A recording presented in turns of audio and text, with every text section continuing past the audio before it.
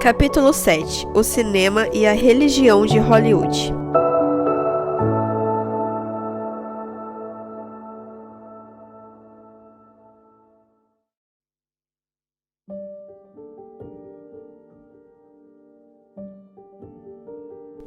Dize-me que filmes vês, e eu te direi como vives. Niceto Blasquez, Ética e Meios de Comunicação. Tenho dito ao longo deste livro que o inimigo de Deus está utilizando os meios de comunicação com intensidade nunca vista. Em todos os tipos de mídia, de uma forma ou de outra, pode-se perceber o engano básico sendo difundido. Vocês não morrerão e serão como Deus. Mas é no cinema que isso vem ocorrendo de modo mais abrangente, já que essa mídia alcança milhões de pessoas em todo o mundo. Desde o sucesso de Ghost do Outro Lado da Vida, filme que pode ser considerado pioneiro de uma nova safra de produções sobre a vida após a morte, surgiram inúmeros filmes com a mesma temática. O Sexto Sentido, de 99, se tornou outro sucesso surpreendente, tendo atraído quase 2,5 milhões de telespectadores apenas 3 semanas após sua estreia. No filme, Bruce Willis interpreta um psicólogo infantil. Ele tenta se livrar da culpa provocada pelo suicídio de um paciente, tratando de outro muito parecido, o garoto Cole, vivido pelo ator mirim Haley Joel Osment. Cole é tido como uma criança esquisita, incapaz de se relacionar socialmente. A causa de seu sofrimento, porém, se deve ao fato de ele ver pessoas mortas. Como muitos comentaristas de cinema admitiram, o filme mexe com um tema que cada vez mais seduz Hollywood: a vida após a morte, e em especial quanto ela pode influir sobre o plano terreno, para usar um termo alinhado com essa inspiração kardecista que vem tomando os roteiros, escreveu Isabella Boscov na revista Veja do dia 20 de outubro de 99. E ela prossegue: foi-se o tempo em que morrer no cinema era um ato absoluto, tão irrevogável que valia a pena destacar um anjo para demover um sujeito do propósito de se suicidar, como no clássico A Felicidade Não Se Compra, de 1946, dirigido por Frank Capra. Desde que Warren Beatty foi capaz de convencer Deus a mandar seu espírito de volta à Terra num outro corpo para resolver seus problemas pendentes e se apaixonar novamente em O Céu Pode Esperar, de 78, a finitude deixou de ser um obstáculo. Casais separados pela morte voltam a ser reunidos por ela, como em Coração Valente e Titanic. Maridos compreensivos dão uma mãozinha, mesmo que do lado de lá, para achar um novo namorado para a esposa, caso Além de Eternidade, de Steven Spielberg. Os parceiros podem até decidir reencarnar para dar um bis no romance, como em Amor Além da Vida, com Robin Williams. É como se, depois de ter conquistado todas as riquezas terrenas imagináveis, os americanos andassem ansiosos por realizar suas ambições materialistas, também no além-túmulo. Obrigada, Isabela, por essa breve recapitulação dos últimos sucessos do gênero. E você, leitor, ainda acha que é mera coincidência essa ênfase crescente em torno daquela grande e antiga mentira? A indústria cinematográfica tem mesmo prestado grande favor à causa do mal, e isso ficará ainda mais evidente com a leitura do que se segue. A religião hollywoodiana. A ênfase na produção cinematográfica de Hollywood neste capítulo se deve apenas ao fato de que, como afirma Eric Hobsbawm em seu livro Era dos Extremos, sua indústria praticamente monopolizou o mercado de cinema internacional.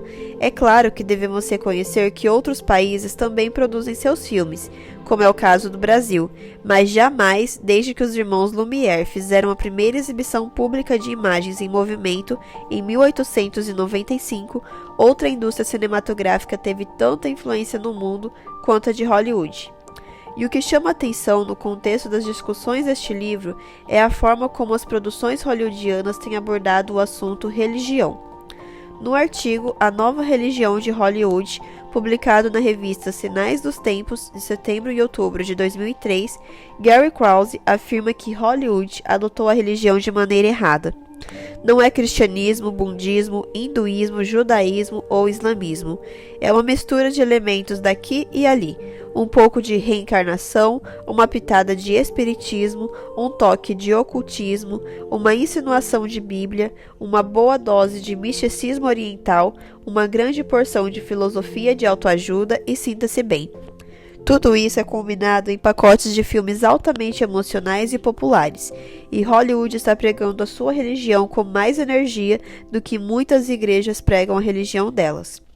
Mas será que essa religião tem feito conversos ou efetivamente afetado a fé das pessoas? Na revista Veja Especial Jovens, de junho de 2004, há um exemplo dessa influência.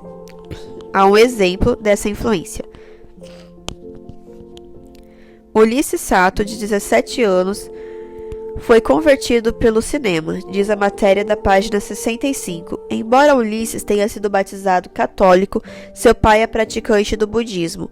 O rapaz nunca se interessou em buscar o nirvana, até que soube que o centro que seu pai frequentava estava promovendo uma palestra sobre os conceitos budistas do filme Matrix. Fã da trilogia dos irmãos Wachowski, Ulisses foi à palestra. Gostou e hoje está dando seus primeiros passos na meditação. Junto com um amigo, o jovem tem procurado despertar o interesse de outros colegas pela meditação e pela espiritualidade oriental, convidando-os a assistir a palestras, conversos e missionários. Krause também chama atenção para o fato de que cada vez mais os filmes e shows de TV estão abordando a vida após a morte e vários tipos de mundos espirituais com vampiros, anjos, demônios e outros seres. É uma ocorrência estranha numa sociedade pós-moderna em que a religião deveria dar lugar a outros interesses. Deveríamos, supostamente, estar transpirando sobre portfólios de ações, não sentindo vibrações psíquicas, estar fazendo compras, não meditando, ser realistas, cabeças duras, não devotos espirituais, cabeças confusas, diz ele. O cinema também distorce a realidade do mal. A Bíblia está repleta de imagens do mal bastante gráficas e mesmo perturbadoras, e não deveria ser diferente. Afinal, ela mostra os bastidores do mal. Portanto, quando as escrituras sagradas retratam o mal, mostram-no em pleno contexto, tendo por vezes uma vantagem inicial, mas sempre com um sofrimento em longo prazo. Os cristãos deveriam rejeitar as produções da mídia que ignoram a realidade do mal e suas consequências. Certos programas são excessivamente melosos. Muitos outros sofrem do problema oposto ao tornar fascinante ou romântico o mal, mostrando a conduta como não tendo consequências negativas. Tipicamente, os heróis usam a violência para alcançar seus fins, ou têm múltiplas relações sexuais sem a bagagem emotiva que acompanha tal comportamento, opina Daniel Reynaud, professor da Faculdade de Artes de Avondale College, na Austrália, e autor do livro Media Values, Christian Perspectives on the Mass Media, torne-se os exemplos de Pulp Fiction. O telespectador acaba torcendo por um monte de gente sem caráter, e 11 homens em um segredo, filme no qual os mocinhos são ladrões e gente da pior espécie. Segundo Krause, em décadas recentes, muitos psiquiatras neofreudianos viraram a ideia de seu mentor de ponta cabeça. Eles argumentam que o responsável pela maioria das ansiedades, frustrações e complexos que as pessoas enfrentam no mundo moderno não é o sexo, mas sim o medo da morte. Os produtores de Hollywood parecem saber disso. David Edelstein, crítico de cinema, diz sobre o filme Sexto Sentido: por todas as suas embromações, ele quer deixar você com confiança em uma ordem superior, na possibilidade de que, mesmo após a morte, os erros podem ser vingados, os inocentes protegidos e os fios soltos de uma vida atados. Filmes e programas de TV sobrenaturais não são novos. Pense em Janine é um gênio, Gasparzinho, a feiticeira e o fantasma apaixonado.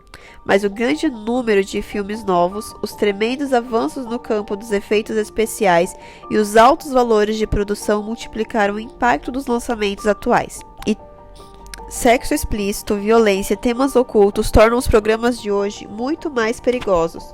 O sociólogo Peter Berger diz que a conclusão de que vivemos num mundo secularizado é falsa. O mundo de hoje, com algumas exceções, é tão impetuosamente religioso como sempre foi, em alguns lugares até mais, como disse G.K. Chesterton. Quando as pessoas param de crer em Deus, elas não deixam simplesmente de crer, elas começam a crer em qualquer coisa. Há muitas evidências disso. O materialismo não funcionou, e o movimento da nova era, o espiritismo, o ocultismo, o hollywoodismo e montes de outros ismos ocuparam um espaço.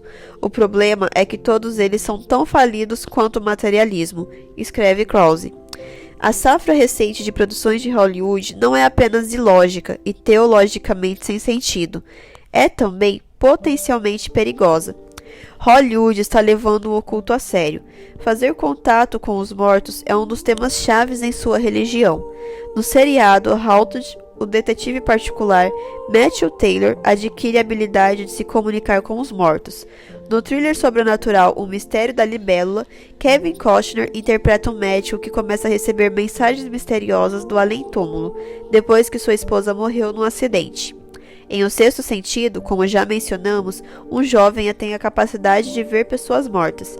Já em 91, o filme A Mulher do Açougueiro listava em seus créditos o nome de uma paranormal de Hollywood, Maria Papetos, como consultora especial. A febre Harry Potter. A adaptação de livros para o cinema não é coisa nova, mas fazia tempo que não se via um casamento desse tipo obter tanto sucesso. Refiro-me aos filmes da série Harry Potter. A escocesa Joanne Kathleen Rowling, criadora do personagem, tornou-se milionária da noite para o dia, com a série de 7 livros de Harry Potter lançados a partir de 97. Na verdade, de acordo com a revista Time, Rowling é atualmente a mulher mais rica na Inglaterra, no ano de 2003. E o quarto volume da série, Harry Potter e o Cálice de Fogo, tornou-se o livro cuja edição foi mais rapidamente vendida em toda a história, com uma tiragem inicial de 3,8 milhões de cópias, segundo informou a revista Newsweek, de 30 de junho de 2003. Sua obra já foi traduzida para 60 idiomas e circula em mais de 200 países. Quando se escreve as palavras Harry Potter num buscador como o Google na internet, surgem quase 8 milhões de páginas. Rowling diz desenvolver em seus livros uma simulação da batalha entre o bem e o mal, na qual Harry representa o bem e Voldemort, o príncipe das trevas, o mal. Mas a falsidade disso se vê logo de início, pois Harry recebe poderes do inimigo quando vence na luta em que os pais do garoto são mortos. Por causa dessa batalha, Harry carrega para sempre uma cicatriz na testa, outorgada pelo inimigo que lhe dá poderes sobrenaturais. A história se desenvolve numa escola de internato na Inglaterra, onde a disciplina, história da magia, defesa das trevas, trato de criaturas, poções, com professores especializados nessas áreas, preparam os alunos para serem profissionais na bruxaria e feitiçaria. As crianças, além de viverem em dormitórios protegidos por fantasmas, têm cada uma o seu familiar animal pequeno com poderes sobrenaturais, usados para soluções em situações difíceis. Harry Potter tem sua companheira, a coruja Edviges. Rony tem seu rato, já se transformou em uma pessoa no momento de apuro. De acordo com a demonologia medieval, familiar era um demônio inferior que assumia a forma de um animal. Os livros de Rowling e os filmes baseados neles, no mínimo, anularão o sentimento da criança pelo perigo do ocultismo, o que pode gerar uma simpatia geral por um conjunto de crenças espiritualmente prejudiciais, afirma Richard Abenes em Harry Potter, O Perigo Oculto do Menino Bruxo. A influência e poder de penetração tanto dos livros quanto dos filmes do Menino Bruxo podem ser percebidos através da reação das crianças. Note estas duas declarações. Os livros de Harry Potter são incríveis. Quando crescer, vou aprender necromancia e invocar os maiores demônios da Terra. Houston Winters, de 11 anos. Os livros de Harry Potter são o máximo porque me ensinam sobre magia e como você pode usar isso para controlar as pessoas e vingar-se de seus inimigos. Quero aprender a praga do Cruciatus, para fazer sofrer a professora de ciências por ter me dado uma nota baixa. Craig Nowell, de 10 anos. Em seu livro Pokémon e Harry Potter, sem tradução para o português, Phil Arms diz que, tragicamente hoje em dia, a vasta maioria dos programas de televisão para crianças, imagens de vídeo, jogos, filmes e desenhos animados estão inundados com simbolismo ocultista e filosofias humanistas da nova era, disfarçado em entretenimentos inocentes.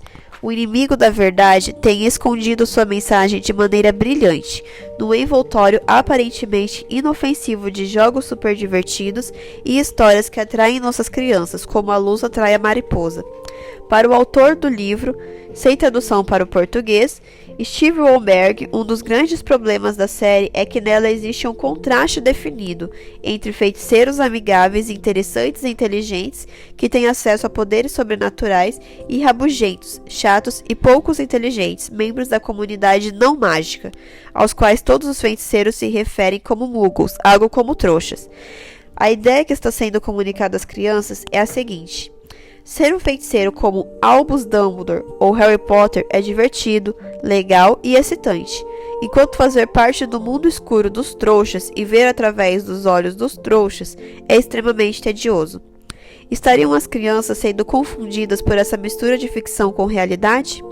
A própria Rowling responde a isso na edição de 1º de julho da revista Newsweek.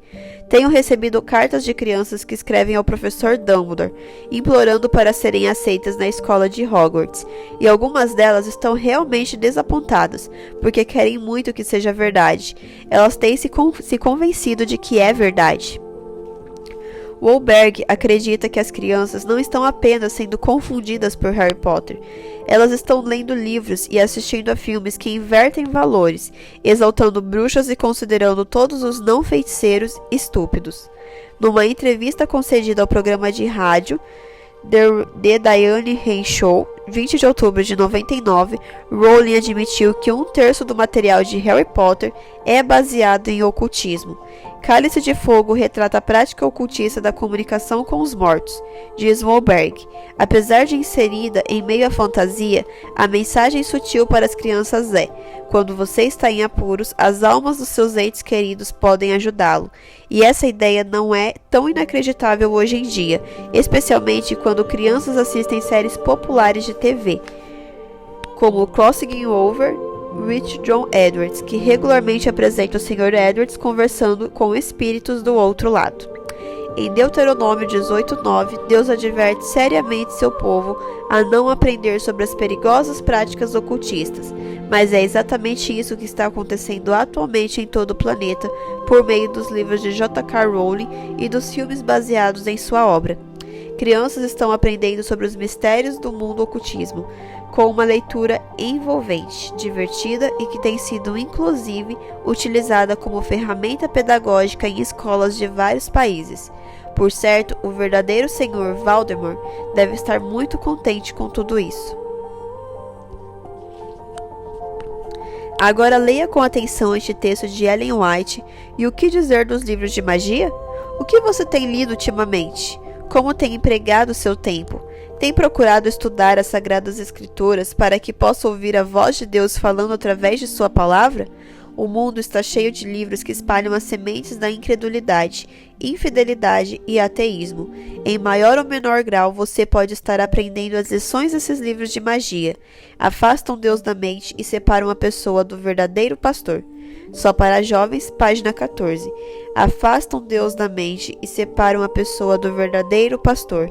Nada poderia servir mais adequadamente aos propósitos do inimigo que age nos bastidores por meio de livros e filmes aparentemente inocentes. Como se não bastasse toda a distorção que Hollywood promove sobre religião, há filmes que são verdadeiras blasfêmias. De tempos em tempos, um cineasta decide dar a sua versão para acontecimentos descritos na Bíblia, especialmente no Novo Testamento, depois de Jean-Luc Godard, autor de Je vous salue Marie, com cenas que mostravam as partes íntimas de Maria, a mãe de Jesus, e de Martin Scorsese, diretor de A Última Tentação de Cristo, que exibia cenas não menos escabrosas, chegou a vez do norte-americano Kevin Smith com seu filme Dogma. O cineasta apresenta Deus como mulher e afirma que Jesus Cristo tinha um 13º apóstolo, que não foi citado na Bíblia porque era negro.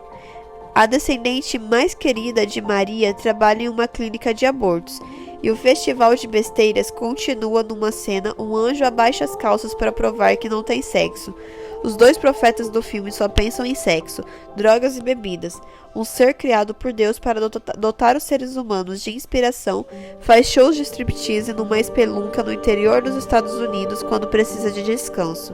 Deus vem para a Terra em forma humana, para praticar esportes e para completar a baixaria, o filme é recheado de palavrões horríveis. No filme Fim dos Dias, de 99, o ator Arnold Schwarzenegger tem que enfrentar o próprio diabo, que precisa encontrar uma mulher destinada a carregar seu filho, o Anticristo. A moça tem uma série de visões envolvendo Satã e é cercada, sem saber, por diversos de seus servos. Coisas esquisitas começam a acontecer no dia a dia da garota.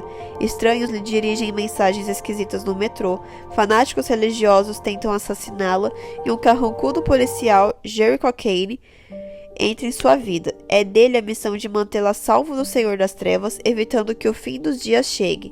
Fácil, não?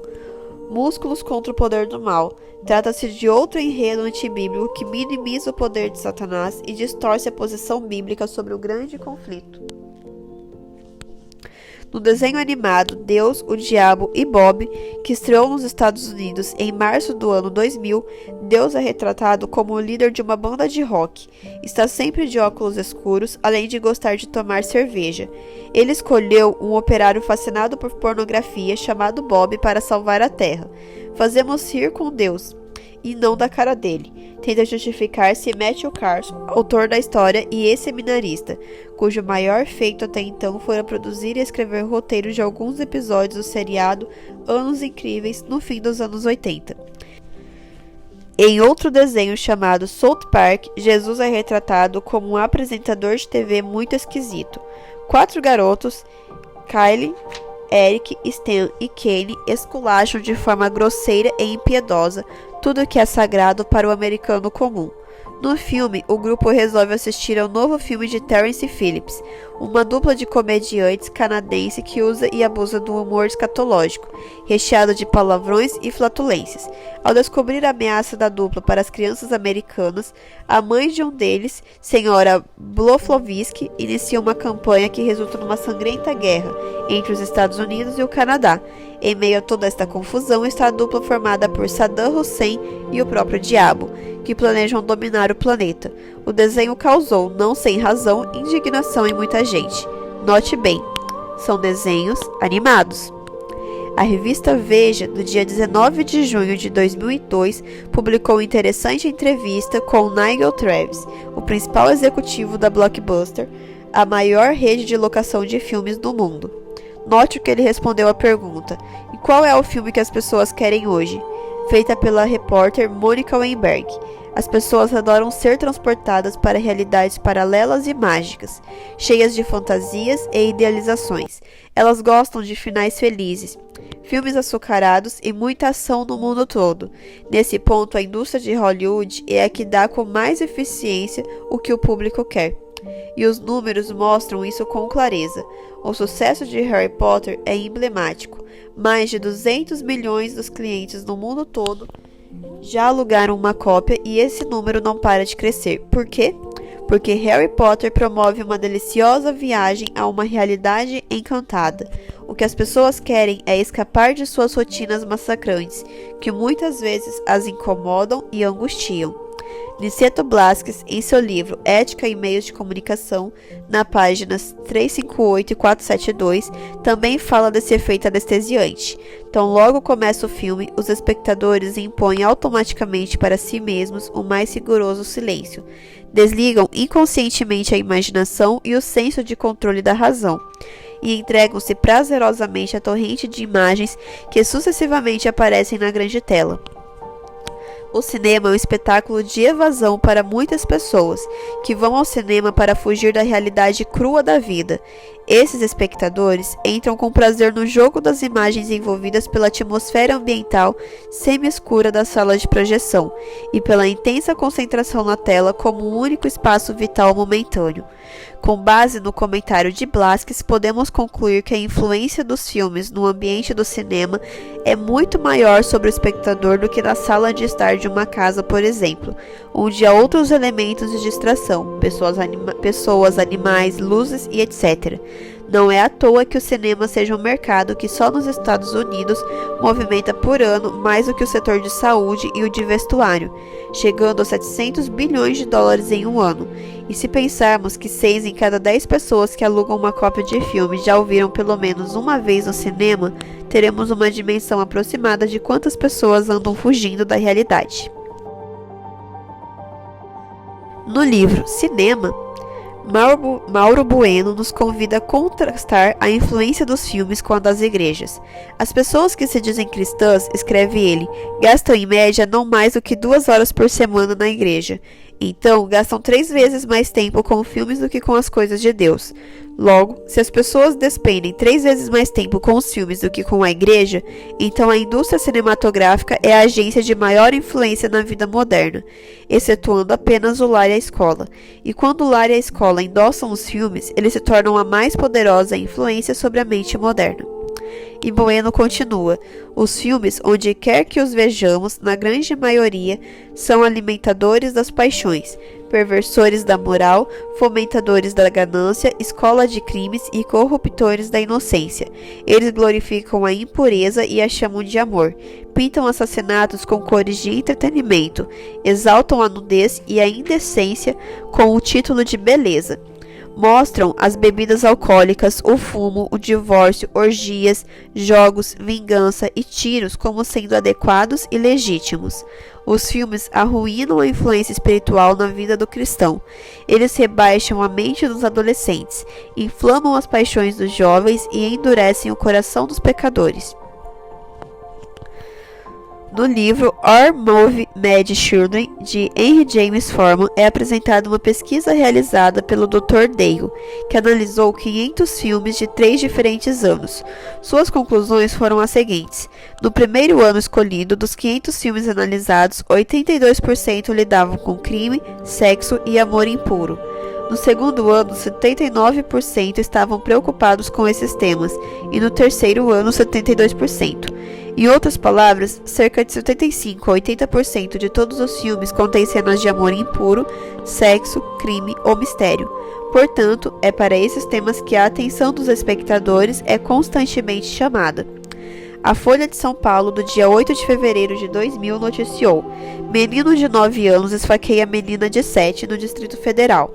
Quando perguntaram ao menino por que ele havia dado 20 facadas na menina, ele respondeu que agiu inspirado no filme Brinquedo Assassino, de 88, que tinha visto na televisão. Para quem discorda que os filmes despertem fenômenos de emulação e imitação, há muitos casos documentados. Alguns anos atrás, na Itália, uma criança pulou da janela de um prédio para imitar um Pokémon voador. O ator chinês Jack Chan é tão adorado em seu país, a China, que há alguns anos várias garotas se mataram por ele. Buscando parar com essa onda de suicídios, ele explicou que, sendo casado, não poderia ter mais de uma mulher. A psicóloga do Instituto Elis, Aparecida Vanini Favorito, explica: um filme não é capaz de criar um comportamento, mas pode permitir que uma vontade que já estava lá se materialize. Segundo ela, um filme pode legitimar uma conduta ao mostrar que não é pecado, e assim acabar com o sentimento de culpa. Comentário semelhante é encontrado no livro Mídia Sem Limites.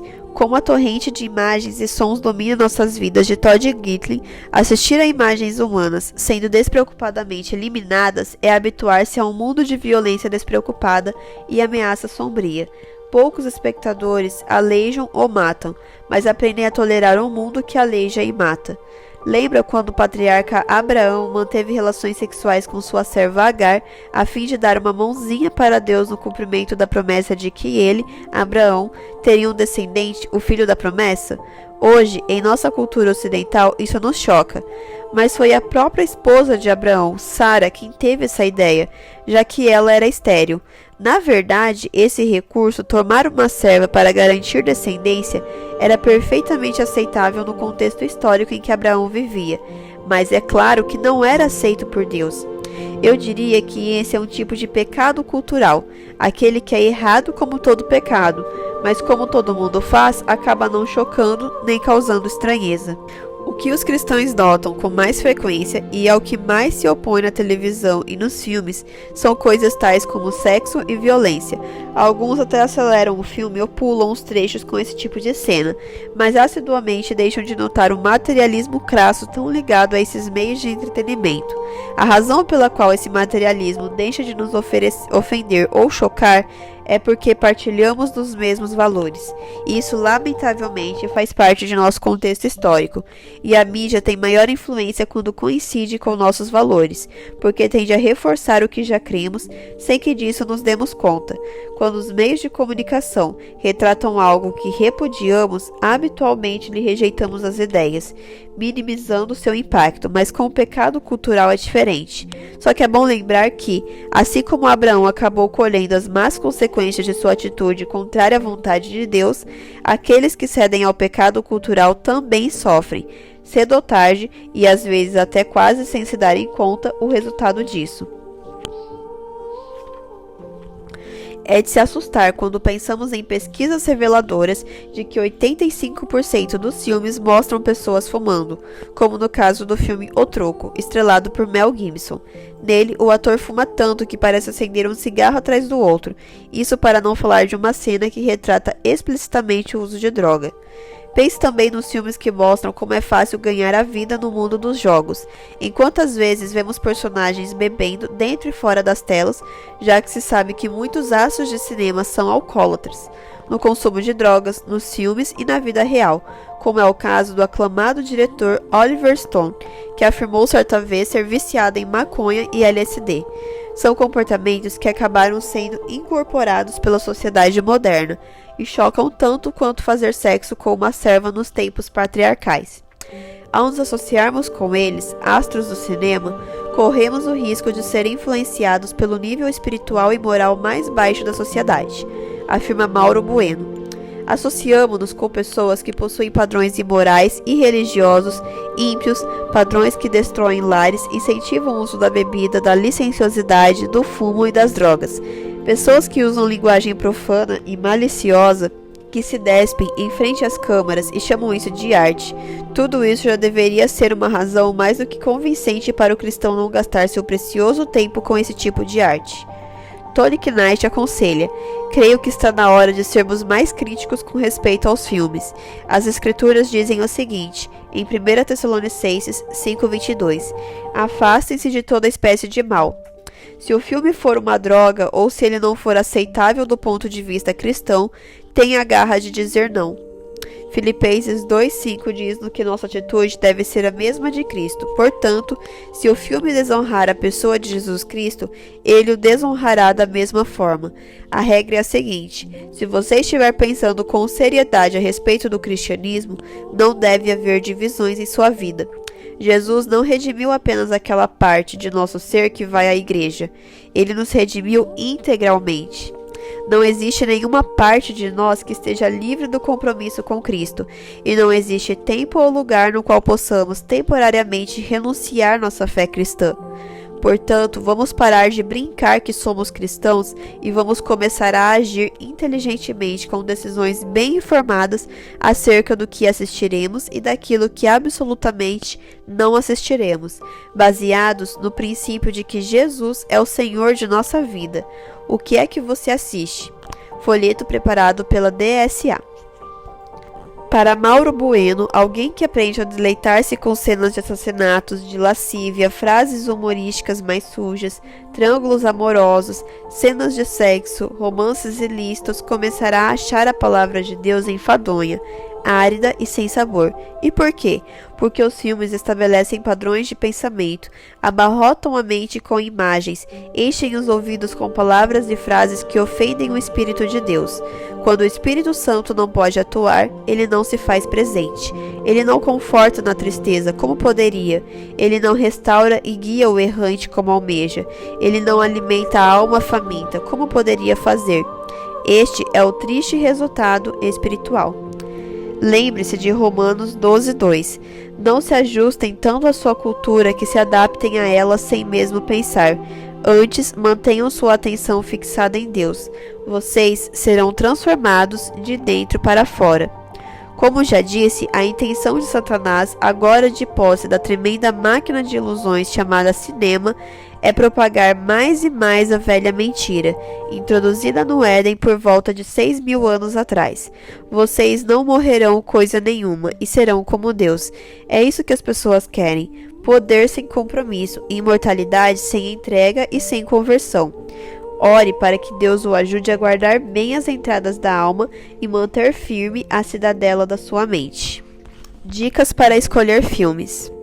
A escolha de um filme para assistir não é simplesmente uma decisão do tipo, o que faremos hoje à noite? Essa é uma escolha que causa impacto em nossa vida espiritual.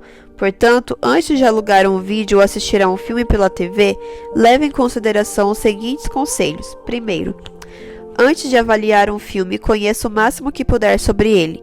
Leia os resumos nos jornais e nas revistas. Lembre-se de que a maioria dos filmes da TV é analisada pela imprensa. Naturalmente, essas revistas não são necessariamente feitas segundo a perspectiva cristã. Nem sempre os críticos são justos. Frequentemente, eles adotam uma atitude elística para com o cinema popular. A despeito de tudo isso, as críticas oferecem perspectivas sobre o que a mídia está apresentando e são uma fonte de esclarecimento ao espectador. Outra maneira de assistir aos filmes de uma perspectiva cristã positiva é discuti-los com outros depois do espetáculo, analisando particularmente seu sistema de valores. Essa prática ajuda a aperfeiçoar a capacidade de compreensão do filme, observando e comparando as perspectivas de outras pessoas que podem ampliar nossa própria opinião, chamando-nos a atenção a aspectos que antes nos escaparam à observação. Se for consultar alguém que já assistiu ao filme que você tem em vista, pergunte como os membros da família responderam ao filme. Eles compreenderam a mensagem? Ficaram com medo diante de alguns efeitos especiais? Foi necessário parar o filme e explicar alguma coisa para as crianças? 2. Avalie os princípios morais.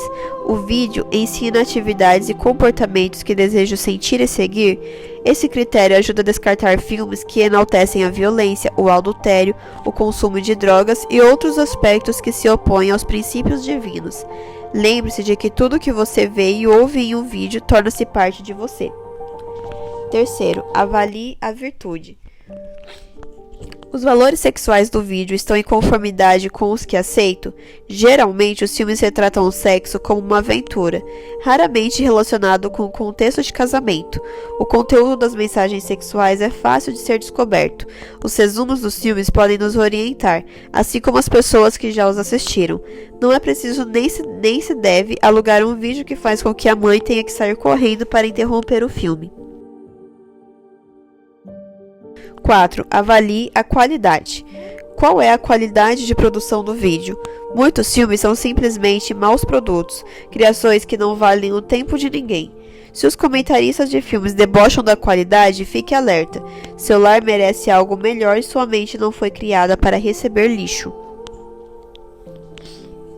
5. Avalie a emoção. O filme me deixará com humor saudável? Lembra que Colossenses 3 descreve as mudanças de humor que ocorrem quando permitirmos que Cristo elimine as más emoções e nos revista com os traços do caráter de Deus.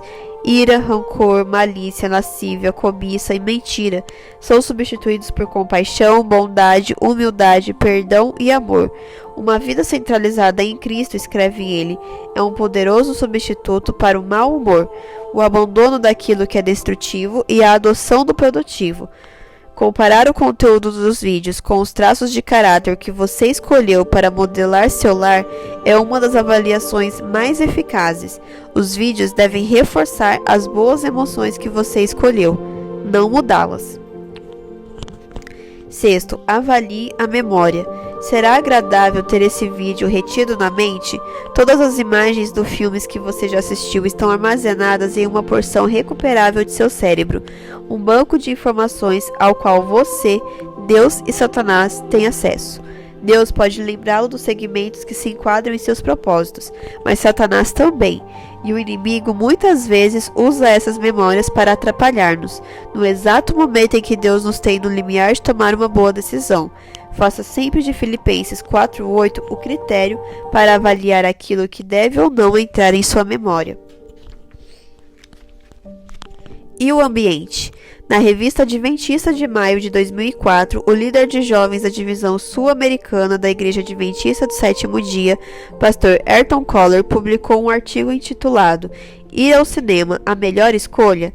No texto, ele analisa outro problema relacionado com o cinema, o ambiente. Um dos argumentos mais usados para defender o cinema é o fato de que aquilo que se vê no cinema é o mesmo que se vê em casa, diz Kohler. Mas será que assistir a um filme em casa e no cinema tem realmente a mesma influência? Usar este argumento faz com que o cinema se torne um lugar melhor ou nos faz ter critérios mais firmes para selecionar os vídeos e programas de TV? Se a influência de um vídeo ou programa de televisão já pode ser muito prejudicial, imagine a influência dessas mesmas imagens em um lugar onde a tela não tem 14, 20 ou mesmo 29 polegadas. O tamanho da tela torna a influência do filme muito mais forte. É preciso considerar também a diferença da influência de um programa ou filme visto na TV de casa. Com gente passando ou conversando, barulhos na rua, lanchinho na mão, campainha tocando e outras tantas situações comuns para um filme visto em ambiente de poltronas próprias, piso inclinado e direcionado à tela, luzes apagadas, silêncio geral, som estéreo e outras características do cinema. É claro que o cinema torna a influência do filme muito maior. Além disso, em casa você domina aquilo que assiste. Você tem um controle remoto e um botão stop no vídeo, DVD ou TV. Se você tem critérios saudáveis e o filme não combina com eles, você pode desligar e adeus. No cinema, você paga e entra. As portas se fecham, a plateia quer silêncio. Ninguém fica entrando ou saindo. E como resultado, você acaba assistindo ao filme independentemente da qualidade, mesmo que não combine com seus princípios. Daria até para dizer que em casa você pode dominar aquilo que assiste, mesmo que tenha sido enganado pela propaganda. No cinema, não. Para o pastor, ir ao cinema só para ver filmes bons é sempre a desculpa de quem vai as primeiras vezes. Nessas primeiras vezes, a pessoa está cheia de critérios para selecionar aquilo que vai assistir. Mas com o passar dos dias, o cinema vai virando simplesmente mais um lugar de entretenimento, como uma pizzaria ou sorveteria. Chega sábado à noite e a turma se pergunta: o que a gente vai fazer hoje? No meio de algumas sugestões, alguém já responde: vamos pegar um cineminha. Ninguém pergunta o que vai passar. Simplesmente se torna mais um lugar de lazer. Foram-se os critérios. Kohler menciona ainda a questão do testemunho cristão. A sociedade continua vendo os cristãos como pessoas que têm outros valores e outros interesses. Gente que tem vontade de estar com Deus, de buscá-lo, ou de estar em lugares puros. Essa imagem não combina com o cinema. Deus não é buscado nem encontrado ali. Além disso, o que é apresentado lá não combina com a pureza ou com os valores de Deus. O que você faz no silêncio da sua casa está entre você e Deus, mas aquilo que você faz nos lugares aonde vai, em público, envolve outras pessoas, e aí o seu compromisso é maior.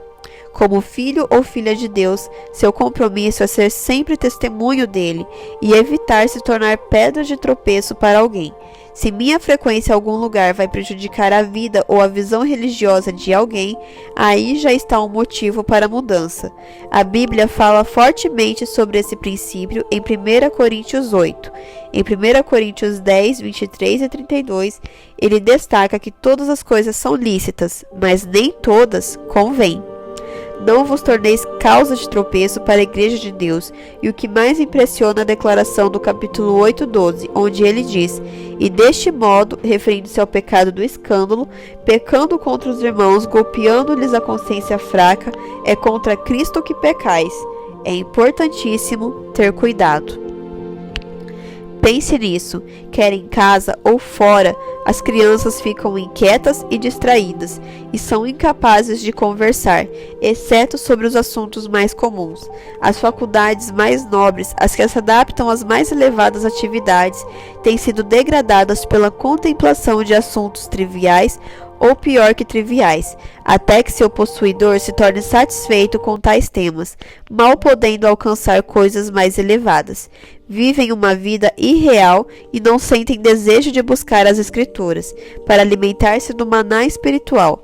A mente que precisa se fortalecer é enfraquecida e perde a capacidade de estudar as grandes verdades relacionadas com a missão e a obra de Cristo.